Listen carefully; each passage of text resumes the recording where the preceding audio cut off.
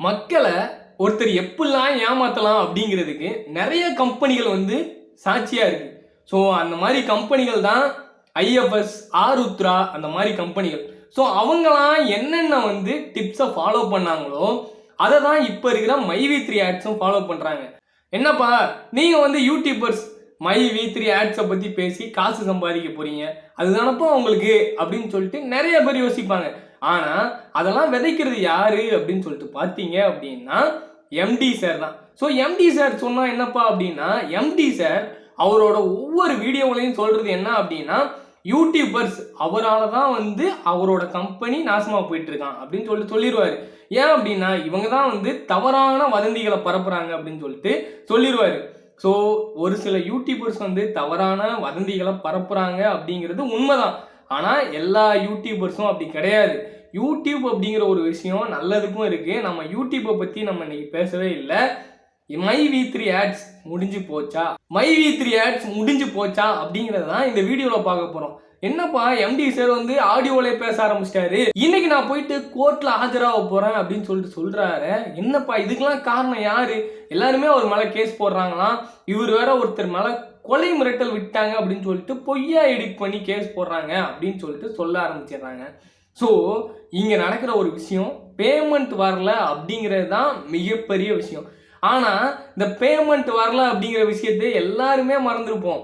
ஏன் அப்படின்னா அதில் கஷ்டப்படுறவங்க கூட இப்போ நினைப்பாங்க, எம்டி சார், ஐயோ எம்டி சாருக்கு ஒரு பிரச்சனையா, எம்டி சார் யாரையும் திட்டாராம், எம்டி சார் மேலே பொய்யான வழக்கு போட்டுறாங்களாம் அப்படின்னு சொல்லிட்டு சாதாரண மக்களை அழகாக திசை திருப்பிட்டாங்க அப்படின்னு தான் சொல்லணும்.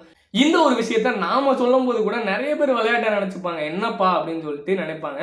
ஸோ இதே மாதிரி தான் ஐஎஃப்எஸ் அப்படிங்கிற ஒரு கம்பெனியும் இப்படி தான் ஏமாத்தினாங்க. ஸோ ஆரம்பத்தில் கேஒய்சி அப்படின்னு சொல்லிட்டு லேட் பண்ணவங்க, எலெக்ஷன் அப்படின்னு சொல்லிட்டு லேட் பண்ணவங்க, எலெக்ஷன் ரிசல்ட் வரட்டும் அப்படின்னு சொல்லிட்டு லேட் பண்ணவங்க, கண்டிப்பாக தெரியும் அதில் இருக்கிற பிஎம், சிஎம் அப்படி இப்படின்னு சொல்லிட்டு நிறையா இருக்குல்ல. ஸோ அதில் கம்மியான அமௌண்ட் இருக்கிறவங்களுக்கு மட்டும் முதல்ல போட்டுட்டு இந்த மாதிரி பிரச்சனை இருக்குது, அதனால எங்களால் மேலே இருக்கிறவங்களுக்கு அமௌண்ட் போட முடியல அப்படின்னு சொல்லிட்டு சொல்லிடுவாங்க. இதுதான் வந்து நடக்க போகிற விஷயம். ஏன் அப்படின்னா முதல்ல கீழே இருக்கிறவங்களுக்கு அமௌண்ட்டை போடுறதுக்கு கொஞ்சம் தான் செலவாகும். ஸோ அவங்களுக்கு அமௌண்ட்டு போட்டுட்டு பிரச்சனையை அழகாக திசை திருப்பிட்டு எஸ்கேப் ஆயிடலாம் அப்படிங்கிறது தான் ஒரு முடிவாக இருக்கும். ஏன்னா இதே ஒரு விஷயந்தான் ஐஎஃப்எஸ் அப்படிங்கிற ஒரு கம்பெனிலே நடந்துச்சு. ஸோ இதைத்தான் இவங்க வந்து அழகாக எக்ஸிக்யூட் பண்ணிட்டு இருக்காங்க. இனிமேல் வந்து பார்த்தீங்க அப்படின்னா கேஸ் நடந்துக்கிட்டே இருக்கும். கேஸ் மேலே கேஸ் ஒவ்வொருத்தராக போட்டுக்கிட்டு இருப்பாங்க. கேஸ் நடக்க நடக்க அமௌண்ட் வரவே வராது. ஸோ மக்களை ஈஸியாக ஏமாற்றிடுவாங்க. இதுதான் வந்து நடந்துக்கிட்டு இருக்கிற ஒரு மிகப்பெரிய ஸ்கேம் அப்படின்னே சொல்லலாம். இந்த ஸ்கேமில் மாட்டினவங்களுக்கு நம்ம ஸ்கேமில் தான் மாட்டியிருக்கோமே அப்படின்னு சொல்லிட்டு தெரியாமல் ஏமாற்றிட்டு இருக்காங்க பாருங்கள். அதுதான் மிகப்பெரிய சோகமான விஷயம். யூடியூபர் தப்பாக சொல்கிறது, அது மட்டும் இல்லாமல் கொஞ்சம் யூடியூபர் இருக்கலாங்க, தப்பு சொல்கிற யூடியூபர் நிறைய பேர் இருக்க தான் செய்கிறாங்க. ஆனால் இவங்க யூடியூபர் மேலே பழிய போடுறது, கவர்மெண்ட் மேலே பழிய போடுறது, ஸோ இவங்க வந்து கட்சி மேலே பழிய போடுறது அப்படின்னு சொல்லிட்டு அழகாக ஏமாற்றிடுவாங்க.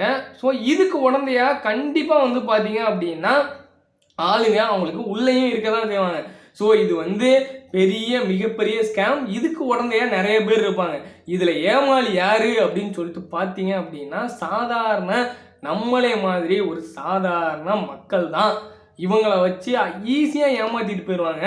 இதுக்கு முன்னாடியே இவங்க எலெக்ஷன் அப்படின்னு சொல்லிட்டு சொல்லும் போதே நான் ஒரு வீடியோவில் சொல்லியிருந்தேன், இதே மாதிரி தான் நானும் ஒரு கம்பெனியில் ஐஎஃப்எஸ் அப்படிங்கிற கம்பெனியில் இன்வெஸ்ட் பண்ணியிருந்தேன், எனக்கும் இதே மாதிரி தான் சொல்லி ஏமாற்றிட்டு போயிட்டாங்க. ஸோ இதை நம்பாதீங்க, இது வந்து ஏமாத்து வேலை அப்படின்னு சொல்லிட்டு சொல்லும்போது நிறைய பேர் என்னை திட்ட ஆரம்பித்தாங்க. ஸோ இன்னைக்கு இதுதான் நடந்துக்கிட்டு இருக்கு. இனிமேல் பார்த்தீங்க அப்படின்னா கண்டிப்பாக எம்டி சார் உள்ளே ஆஜராகிறாரோ இல்லை அவர் ஆடியோவிலே பேசுகிறாரோ என்ன அப்படின்னு சொல்லிட்டு கண்டிப்பாக தெரியும். ஒருவேளை அவர் வந்து நம்ம போய் மாட்டிக்கக்கூடாது அப்படின்னு சொல்லிட்டு நினைப்பாரு.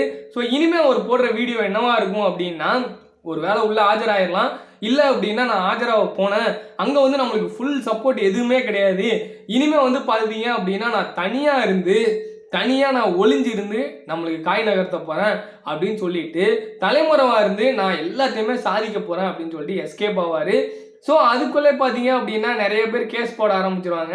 ஸோ நிறைய பேர் கேஸ் போட்டாங்க, இனிமேல் என்னால் எதுவுமே பண்ண முடியல அப்படின்னு சொல்லிட்டு கம்பி நீட்டுற விதமாக தான் myV3 ஆட்ஸ் இருக்கும். ஸோ இவ்வளோ அமௌண்ட் யாராலையும் கொடுக்க முடியாது. ஆனால் அவர் ஈஸியாக சொல்லிடுறாரு, நான் பொருள் வந்து கொடுத்துட்டு தான் நான் காசு வாங்கியிருக்கேன், நான் மற்றபடி யாரையும் ஏமாத்தலை அப்படின்னு சொல்லிட்டு அவரோட வீடியோவில் ரீசெண்டாக போட்ட வீடியோவில் சொல்லியிருக்காரு.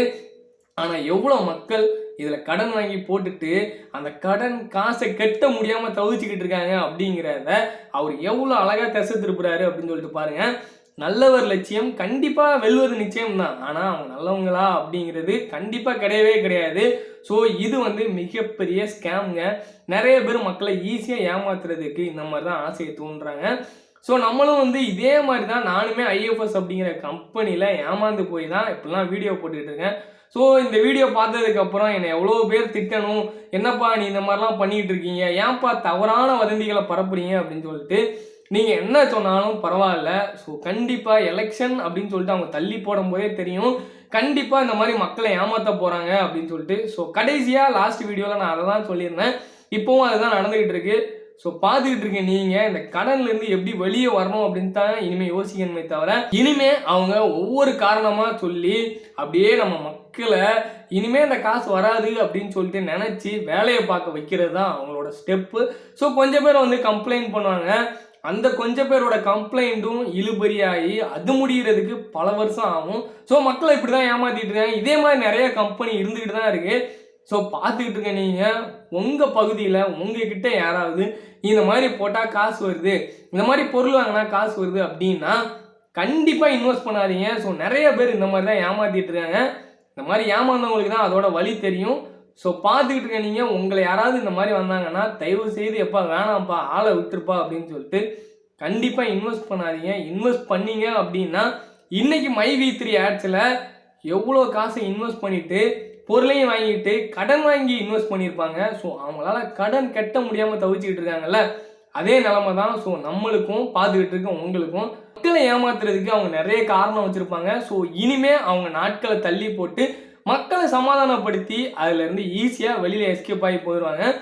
நீங்கள் myV3 ஆட்ஸில் இன்வெஸ்ட் பண்ணியிருந்தீங்க அப்படின்னா கண்டிப்பாக போயிட்டு கம்ப்ளைண்ட் கொடுத்துருங்க. ஸோ கம்ப்ளைண்ட் கொடுக்கலனா கூட யாராவது ஒருத்தர் கம்ப்ளைண்ட் கொடுத்துருவாங்க.